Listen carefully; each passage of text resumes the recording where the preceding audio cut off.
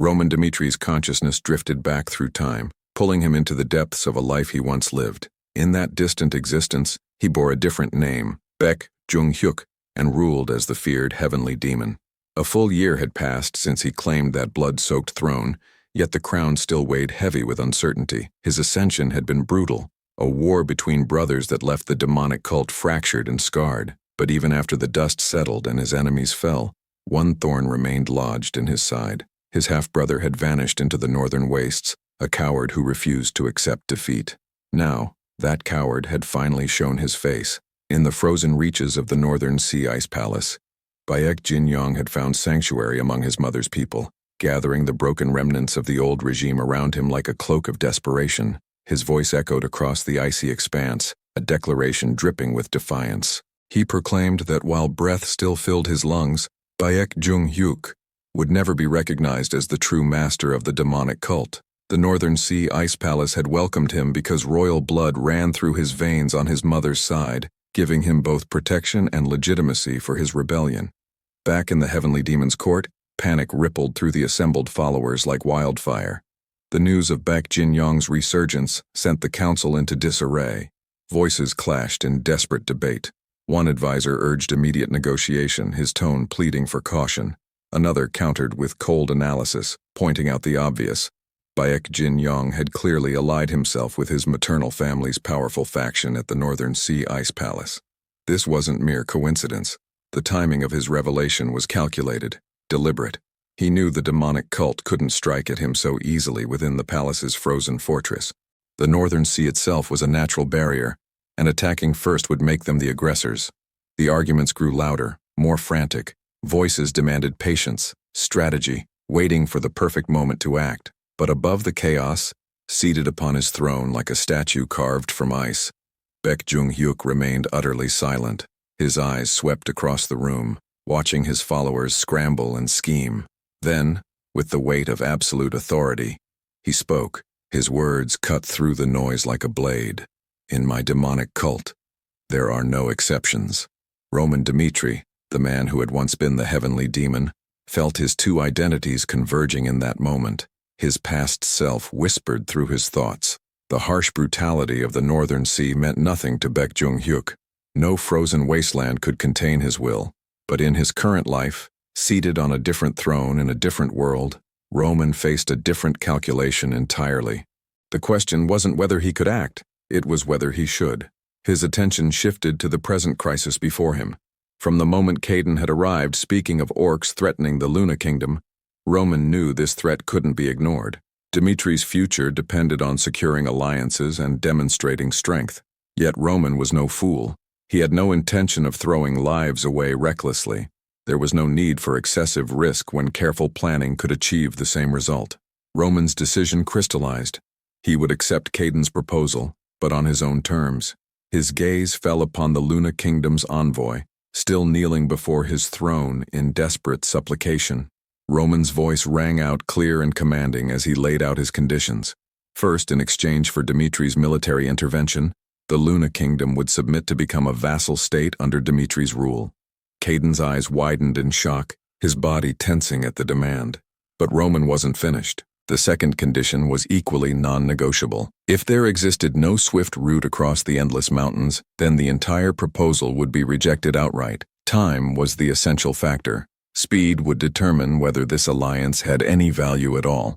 Without pausing for Caden's response, Roman turned to address his own people. His eyes found Felix, the blonde mage standing among his trusted advisors. Roman's question was direct and practical. How many soldiers could they transport at once using teleportation scrolls? But Felix bowed respectfully before delivering his answer with professional precision. Given their current magical technology and resources, 30 people represented the absolute maximum capacity for a single teleportation. Roman absorbed this information and immediately announced his third and final condition. Only 30 warriors, including himself, would depart for the frozen land of Arcadia. The number was final, the decision absolute. Caden's mind reeled. Only 30 soldiers against tens of thousands of orcs. The number seemed impossibly small, almost insultingly inadequate. Doubt crept through his thoughts like poison. But then he remembered Queen Isabel's unwavering faith. She had spoken of Roman Dmitri with reverence, describing him as a being who had transcended the limits of ordinary humanity. She believed that even if Roman accomplished nothing more than slaying the Orc champion Grar, his intervention would justify any cost. That memory rekindled Caden's conviction. He pressed his forehead to the ground, overwhelmed with gratitude. His voice trembled as he thanked Roman repeatedly. Roman cut through the sentiment with characteristic directness, demanding the route to the Luna Kingdom and the operational plan. Still kneeling, Caden explained the logistics. His people had already established one-time teleportation coordinates along a route over the endless mountains. Using these magical waypoints, they could reach Arcadia in approximately 1 week. But then Caden's expression darkened as he delivered a grave warning. The cold of Arcadia was beyond anything most people could comprehend or survive. He outlined the necessary preparations in detail. First, travelers would need to consume a specialized alchemical compound developed by Luna Kingdom's scholars to help their bodies adapt to the extreme temperatures. After that, a full week of acclimatization training in the snow would be required before anyone could safely attempt the final crossing into Arcadia's heart. Roman rose from his throne, his movement sudden and decisive. He rejected the offer immediately. Dmitri will handle those preparations independently, he stated flatly. Caden's composure broke. He protested desperately, explaining that Arcadia's cold was so severe it could freeze even a master swordsman's aura solid. What Roman was suggesting bordered on suicide, but Roman's expression remained completely unfazed, radiating absolute confidence. His response was simple and final. I will ensure Dmitri's forces are prepared on my end. He turned his back and began walking away, signaling the discussion's end. Over his shoulder, he confirmed the timeline. Departure in 1 week as originally planned. Caden could only watch him leave, thinking that Roman was being dangerously overconfident. Despite his severe reservations, Caden had no choice but to accept the command. He voiced his understanding and offered his unconditional support, pledging to provide any assistance Roman might require. The scene shifted away from Dmitri's stark military halls to a place of breathtaking beauty.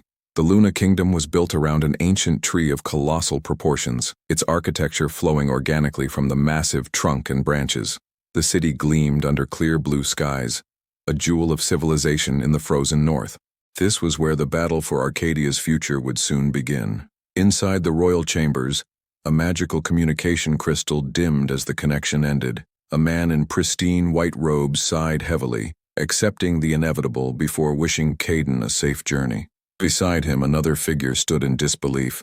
Only 30 people. Dawson, he repeated, unable to process the absurdly small number. The man in white robes was revealed to be High Priest Sebastian, one of Luna Kingdom's highest-ranking officials. He confirmed the number with weary acceptance. Dmitri had made this choice while fully understanding the risks involved. With the decision now final, Sebastian's focus shifted to immediate concerns. He declared that Dmitri's forces would arrive in 2 weeks. Until that moment, Luna Kingdom had one singular mission: hold the fortress at all costs. As Sebastian walked purposefully through the halls, a knight rushed up from behind, calling out urgently. The knight, named Gyro, protested vehemently. With only 30 soldiers, how could they possibly face tens of thousands of orcs? As the renowned swordsman of the snowfield, Gyro believed that if this was the extent of their reinforcements, the Luna Kingdom needed to take matters into their own hands. Clenching his fist in frustration, Gyro declared passionately that they couldn't entrust Luna's entire future to Roman Dmitri alone. They were the only human nation in Arcadia, the guardians of this territory for countless generations. Their pride and history demanded they take action, but Sebastian cut through Gyro's patriotic fervor with brutal honesty. Face reality, Gyro, he stated firmly. Luna Kingdom's strength alone was insufficient to repel tens of thousands of orcs. Gyro refused to accept this assessment. He argued they couldn't simply wait passively for Dmitri's reinforcements. They needed to be proactive, to create an opportunity to eliminate the enemy in a single decisive strike. Fired up with determination, Gyro volunteered himself for the vanguard. His passion proved contagious, and other knights began cheering in agreement, ready to defeat the orcs through their own strength. Watching this display, High Priest Sebastian released a long, weary sigh. He relented with a challenge. What specific method did Gyro propose to use against the orcs? The scene transitioned to the harsh frozen landscape near Luna Kingdom's 6th storage outpost. Gyro stood alone on a snowy peak, wind whipping around his armored form. With grim determination burning in his eyes, he surveyed the desolate terrain and made a solemn vow. "This is where you'll be buried, Grar." His plan was ruthlessly clever. The route the Orc army was using for their advance happened to overlap with territory claimed by the equally hostile snowmen tribes. Gyro intended to provoke a conflict between these two monstrous races, letting them destroy each other. The snowmen were terrifying creatures, standing over 3 meters tall, covered in thick white fur, possessing monstrous strength capable of overwhelming even powerful orcs in single combat. Gyro understood perfectly that a single small snowman tribe stood no chance against an orc army numbering in the tens of thousands. But he didn't need the snowmen to win. He only needed them to fight. His strategy was brutally simple. Let the two forces grind each other down through attrition. Then, when both sides were weakened and exhausted, the Luna Kingdom would step in to finish the survivors. As Gyro's plan went into motion, the sounds of battle erupted across the snowfield. A massive snowman roared as a pack of orcs swarmed around it, weapons flashing. The brutal conflict was already underway, exactly as planned. The orcs were thrown into confusion by the surprise attack. One orc warrior screamed a frantic warning about enemy snowmen appearing from the blizzard. The snowfield erupted into a full-scale brawl between the two monstrous races. From his concealed position at a safe distance, Gyro watched the chaos he had orchestrated with satisfaction. He calculated that if he triggered an avalanche now, he could deal with both forces simultaneously. But as he clenched his fist ready to give the signal, he suddenly hesitated. Something felt wrong. Through the swirling snow, a new figure appeared on the battlefield. An enormous orc clad in thick furs rode atop a massive black wolf, approaching the chaos with complete calm and confidence. The wolf-riding orc, Grar himself, let out a menacing grin, his red eyes glowing with predatory intelligence. Gyro's confidence shattered instantly. No way, he thought, his face becoming a mask of pure shock. His carefully laid plan was falling apart. One of his hidden men shouted in panic that they'd been discovered. Enemy orcs were surrounding their position. Before Gyro could react, another massive orc wearing a white fur cloak appeared directly before him, looking down with utter disdain. The orc scoffed mockingly. Just as expected, humans relying on petty tricks. Orcs swarmed from every direction, effortlessly scaling the icy cliffs and surrounding Gyro's position with terrifying efficiency. The hunter had become the hunted. Gritting his teeth in frustration, Gyro could only curse his situation. The horrifying truth crashed down upon him as he realized his clever strategy had been turned completely against him. Was I the one who fell into the trap? Oh, he thought in disbelief. The scene flashed back to the day of departure. Inside a Dmitri courtyard under gray skies, Roman's chosen forces stood in perfect formation. 29 soldiers clad in black armor were assembled in disciplined silence. At their head stood their leader, Roman Dmitri himself, the 30th and final member of the expedition force. Watching from the castle walls, a silver-haired man let out a massive yawn, though even he had to admit these warriors all looked exceptionally strong. Caden observed from nearby, completely stunned.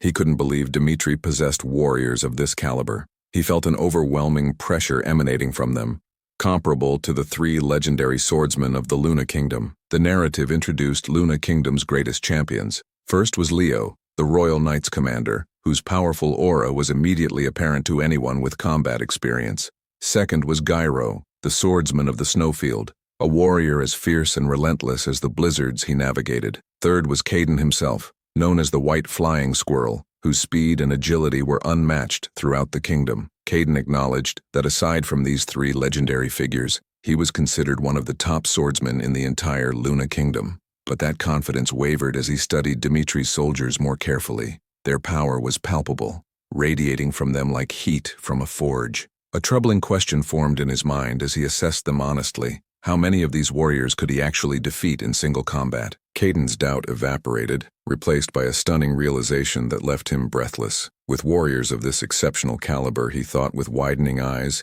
even 30 soldiers might genuinely be enough to turn the tide against tens of thousands of orcs. And leading this elite force was the strongest swordsman among them all, Roman Dmitri himself. He stood before his assembled warriors, his crimson cape flowing in the wind, exuding an aura of absolute power and unshakable confidence that made even legendary fighters feel small in comparison. Overwhelmed by the display of concentrated military might, Caden bowed low before Roman Dmitri with genuine respect. "I will guide the way," he offered, his voice filled with reverence. Without needing to be told or compelled, he naturally showed the proper courtesy due to a true superior. The scene snapped back violently to the present, to the brutal reality of the snowy battlefield. Gyro's face was crushed under the heavy boot of an orc warrior, blood foaming from his mouth. His brilliant plan had failed utterly and completely. Grar stood over him victoriously, holding a massive battle axe, while the rest of the orc army surrounded them. Their victory was absolute and crushing. Grar surveyed the battlefield as snow continued to fall, his expression one of supreme satisfaction. It was a devastating defeat for Luna Kingdom's forces. The narrator's voice concluded grimly. It seemed Luna Kingdom's long and proud history might end on this frozen field, crushed under the heel of an orc invasion.